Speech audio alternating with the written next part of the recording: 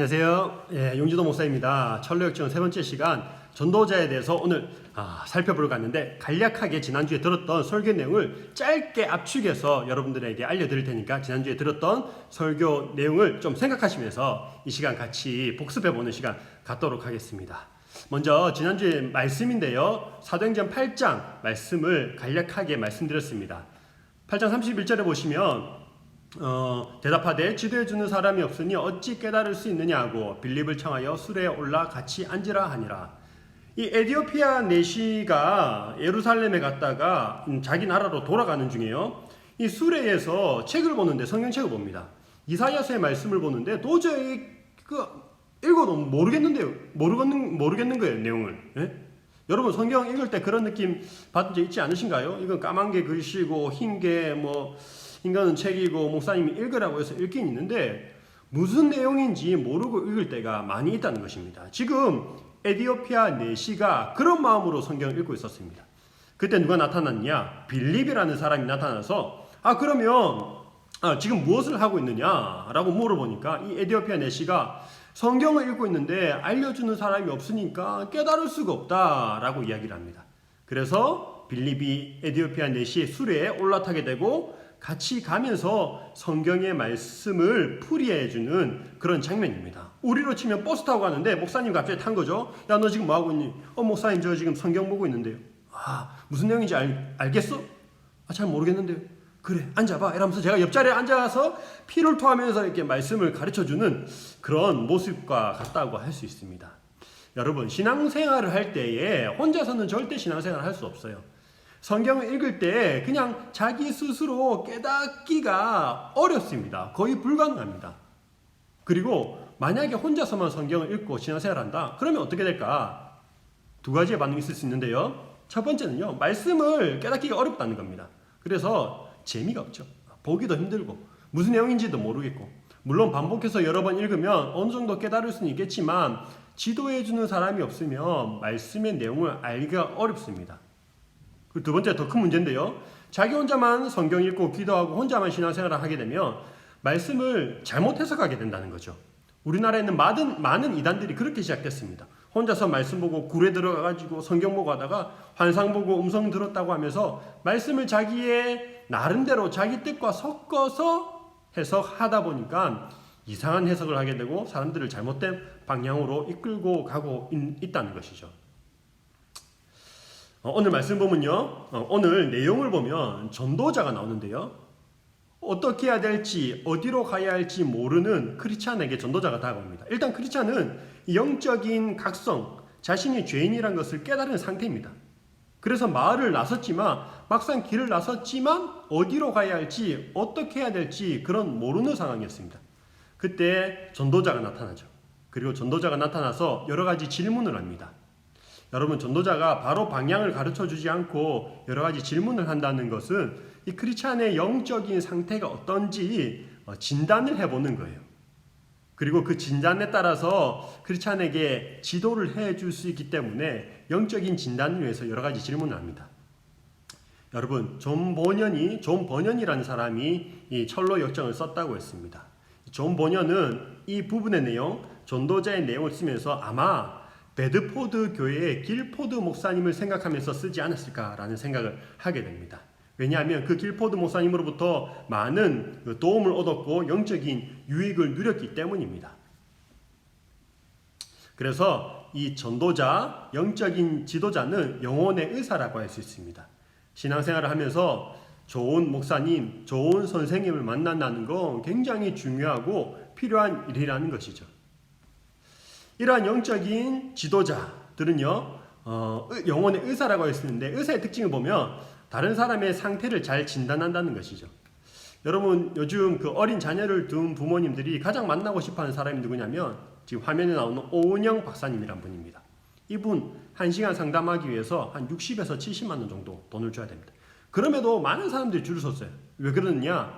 아이의 문제점, 도대체 이해가 가지 않는 행동, 쟤는 왜 저럴까? 라는 그런 부분을 이 박사님이 저 아이는 저것 때문에 저렇게 행동을 합니다 라고 정확하게 진단을 하고 또 처방을 해주기 때문입니다. 그래서 나 스스로 나의 상태를 점검하는 것도 중요하지만 혼자만 생각하면 객관적이 아니라 주관적이 되기가 쉽습니다. 그렇기 때문에 나를 객관적으로 바라보고 진단해 줄 수 있는 그런 전도자와 같은 영적인 스승, 지도자가 필요하다는 것이죠. 이 전도자가 크리스찬에게 질문을 던지는데요. 여러 가지 질문을 하다가 좁은 문이 보이냐고 질문을 던집니다. 그런데 크리스찬이요, 처음에는 좁은 문이 보이지 않는다고 이야기합니다. 왜냐? 영적인 각성이 일어나긴 했지만 자신이 죄인이라는 걸 깨닫긴 했지만 아직 그만큼 성숙하지 못했기 때문에 좁은 문이 보이지 않는다고 이야기를 한 것이죠. 그러면서 전도자가 다시 말하기를, 그러면 큰 빛이 보이느냐, 밝은 빛이 보이느냐, 그리고 밝은 빛을 따라가라고 이야기를 합니다. 철로역정에서 여기서 나오는 밝은 빛은, 큰 빛은 무엇을 의미하냐면 훈련을 이야기합니다. 신앙의 훈련. 우리의 신앙생활에 있어서 그냥 말씀만 보면 모든 것이 깨달아지고 다 알게 되면 좋겠지만 그렇지 않아요. 신앙에도 훈련이 필요합니다. 매일매일 말씀 보는 훈련, 매일매일 기도하는 훈련을 통해서 우리가 영적으로 자라날 수 있다는 겁니다. 그걸 게을리하면 어떻게 되죠? 그걸 게을리하면 성장할 수 없고 어린 나이에 머무는 그런 신앙이 될 수밖에 없다는 이야기입니다. 그래서 밝은 빛은 신앙의 훈련을 이야기를 합니다. 전도자가 큰 빛을 쫓아가라고 이야기했을 때에 이 크리스찬이 빛을 보고 가고 있습니다. 그런데 어떻게 달려갑니까? 화면은 멈추었지만 급하게 달려가는 모습을 볼 수 있습니다. 그러면 이 크리스찬이 왜 급하게 달려가느냐? 두 가지 이유인데요. 첫 번째는 자기가 지고 있는 죄의 짐이 너무나도 무겁기 때문에 이 죄의 짐을 빨리 풀어버리고 싶은 마음에 달려가고 있습니다. 그리고 두 번째는 그렇게 해서 구원을 얻고자 하는 구원에 대한 갈망이 있었기 때문에 저렇게 급하게 달려갔다는 것이죠. 순례의 길, 믿음의 길을 급하게 가고 있는 전도자의 크리스찬의 모습을 우리가 볼 수가 있습니다. 여러분, 하나님의 말씀을 읽고 또 설교를 듣고 또 그리고 개인적인 그런 경건의 시간들을 통해서 내 마음속에 은혜가 임한다. 하나님의 은혜가 내 가운데 임하고 내가 죄인이란 것이 깨달아졌다. 그러면 어떻게 해야 되느냐? 오늘 나오는 것처럼 크리스찬처럼 서둘러서 행동할 필요가 있다는 것이죠. 그 자리에서 머물러 있어서는 안 된다는 겁니다. 사도행전 24장에 보면 사도 바울과 벨릭스라는 사람, 벨릭스는 총독인데요. 벨릭스 총독과 사도 바울이 이야기하는 장면이 나옵니다. 사도 바울이 벨릭스에게 여러 가지 복음의 말씀, 심판에 대한 말씀을 전하는데 벨릭스가, 예수님을 믿지 않는 벨릭스가 그 말씀을 듣고 두려워합니다. 아, 그렇구나. 맞는 말이다. 그러면서 심판에 대해서 두려워하는 마음을 가집니다. 그런데 어떻게 합니까? 벨릭스가 두려워하여 대답하되 지금은 가라. 두려워하긴 하지만 당장 죄에서 돌이키지 않습니다.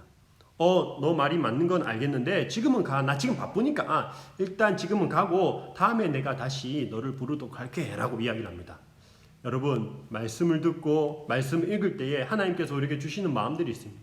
죄를 회개하라, 아니면 가서 어떻게 행동하라, 마음에 감동이 올 때가 있습니다. 그때 내가 잘못 들었겠지, 내가 잘못 생각했겠지, 아니면 오늘 말고 내일 해야지 라고 미뤄서는 안 된다는 것이죠. 하나님께서 우리의 마음 가운데 감동을 주시면 그 자리에서 즉각적으로 순종하는 모습을 우리가 보여야 하겠습니다. 크리스찬이 열심히 달려가고 있는데요. 첫 번째 시험이라고 합니다. 그 시험이 무엇이냐? 순례길을 떠나는 크리스찬에게 다가오는 첫 번째 시험, 가족들의 외침입니다.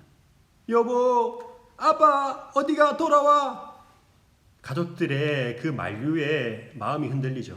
그렇지만 크리스찬은 자기가 가고 있는 순례길이 너무나도 귀한, 소중한 길이라는 걸 알고 있기 때문에 멈추지 않습니다.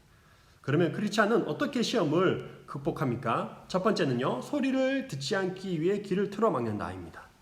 세상의 여러 가지 소리에 귀를 기울이지 않고 오직 하나님의 말씀만 따라서 가겠다는 그런 강력한 의지를 알 수 있습니다. 두 번째는요, 생명을 외치는데요. 여기 만화에는 나는 영원한 생명을 향해 간다라고 나와 있는데 철로역정 책에는 생명, 영원한 생명이라고 외치는 것을 볼 수 있습니다. 생명이라고 외치는 것은 자신이 왜 이 길을 가고 있는지 그 목적과 의도를 마음에 새기는 것을 뜻합니다. 내가 왜 신앙생활을 하는지, 내가 왜 교회를 다니는지 그 이유를 항상 기억하고 있어야 한다는 것이죠. 세 번째는요, 뒤를 돌아보지 않고 앞만 보고 달려가는데요. 죄의 자리에서, 유혹의 자리에서 빨리 벗어나는 것을 의미합니다.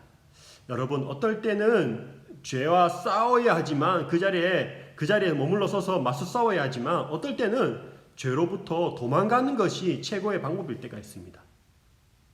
손잡은 병법이라는 책에 보면요, 36가지 전쟁을 위한 전략이 나오는데 그 중에 마지막 36번째 전략이 36개 주랭랑입니다. 때로는 도망가는 것이 좋은 전략일 수 있다는 것이죠.